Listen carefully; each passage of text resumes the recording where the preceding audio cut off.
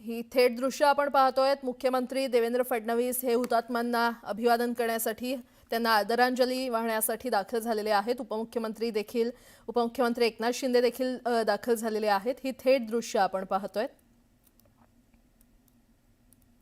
मुख्यमंत्री देवेंद्र फडणवीस आणि उपमुख्यमंत्री एकनाथ शिंदे हुतात्मा स्मारक ठिकाणी पोहोचलेले आहेत। हुतात्म्यांना अभिवादन करण्यासाठी ते पोहोचलेले आहेत आणि अधिक माहिती देत आहेत आमच्या प्रतिनिधी प्रणाली कापसे आपल्यासोबत जोडले गेलेले आहेत। प्रणाली, आपण पाहतो आहोत की मुख्यमंत्री देवेंद्र फडणवीस या ठिकाणी हुतात्मा स्मारकाला अभिवादन करतायत। पुष्पचक्र त्यांच्या वतीनं अर्पण करण्यात आलेलं आहे। मुंबईसह महाराष्ट्र मेळावा यासाठी 107 हुतात्म्यांनी जे बलिदान दिलेलं होतं त्या बलिदानाची आठवण म्हणून मुंबईमध्ये हुतात्मा स्मारक उभारण्यात आलेलं आहे। ज्या ठिकाणी एकीकडे गिरणी कामगार तर दुसरीकडे शेतकरी अशी ही संयुक्त अशी प्रतिमा आहे। त्या प्रतिमेच्या इथे मुख्यमंत्री देवेंद्र फडणवीस, उपमुख्यमंत्री एकनाथ शिंदे, त्याचबरोबर आपण राहुल नार्वेकर पाहतो आहोत, विधानसभा अध्यक्ष, त्यांच्या पाठोपाठ मंत्री मंगल प्रभात लोढा या ठिकाणी आपल्याला दिसतात, जे या ठिकाणी अभिवादन करतात। एकूणच जर आपण बघितलं तर 107 हुतात्म्यांच्या आठवणीचा, बलिदानाचा हा जो दिवस आहे, या दिवशी या सगळ्या मान्यवरांच्या वतीनं पुष्पचक्र अर्पण करून अभिवादन केलं जात आहे। मुंबई महानगरपालिकेचे आयुक्त भूषण गगराणी आपल्याला या ठिकाणी दिसत आहेत। पोलीस महासंचालक या ठिकाणी उपस्थित आहेत। पोलीस आयुक्त सुद्धा उपस्थित आहेत। त्यांच्या वतीनं सुद्धा या ठिकाणी पुष्पचक्र अर्पण केलं जात आहे। शासकीय कार्यक्रम आहे हा आणि दरवर्षी आजचा दिवस हा अत्यंत महत्त्वाचा दिवस मानला जातो, कारण मुंबई ही महाराष्ट्राला मिळावी म्हणून 107 हुतात्म्यांनी बलिदान दिलेलं होतं। ज्यावेळेला राज्यांची निर्मिती होत होती त्यावेळेला मुंबई ही गुजरातमध्ये न्यावी किंवा त्याला स्वतंत्र दर्जा द्यावा अशा पद्धतीचा प्रयत्न सुरू होता आणि त्यावेळेला 107 हुतात्मे जे मुंबईतले विशेषतः गिरणी कामगारांचा त्याच्यामध्ये समावेश होता। त्याचबरोबर इतर जे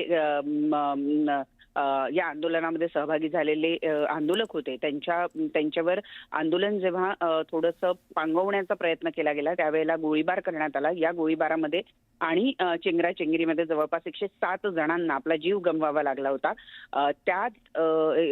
त्याच्या स्मृतीप्रित्यर्थ मुंबईच्या या चौकामध्ये जिथे हे आंदोलन पार पडलेलं होतं त्या चौकात एक मोठं स्मारक उभारण्यात आलेलं आहे, जिला हुतात्मा स्मारक म्हणून ओळखलं जातं। आता खरं तर या संपूर्ण चौकाचं नावच एक प्रकारे हुतात्मा स्मारक चौक झालेलं आहे आणि त्यामुळं या ठिकाणी आपण पाहतो आहोत की सगळे अभिवादन करताना दिसत आहेत। जे काही आंदोलक यामध्ये मारले गेले त्यांचे कुटुंबीय सुद्धा या ठिकाणी आपल्याला उपस्थित राहून अभिवादन करताना बघायला मिळत आहे। एकूण जर आपण बघितलं तर आजचा हा दिवस मुंबईच्या दृष्टीनं, महाराष्ट्राच्या दृष्टीनं महत्त्वाचा यासाठी सुद्धा आहे की आज जी महाराष्ट्राची राजधानी आहे, जी आज संपूर्ण देशाची आर्थिक राजधानी आहे, जिथून दरवर्षी मोठ्या प्रमाणावर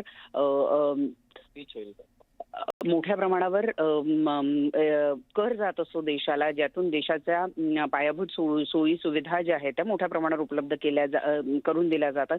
ते मुंबई शहर आज महाराष्ट्राची राजधानी आहे।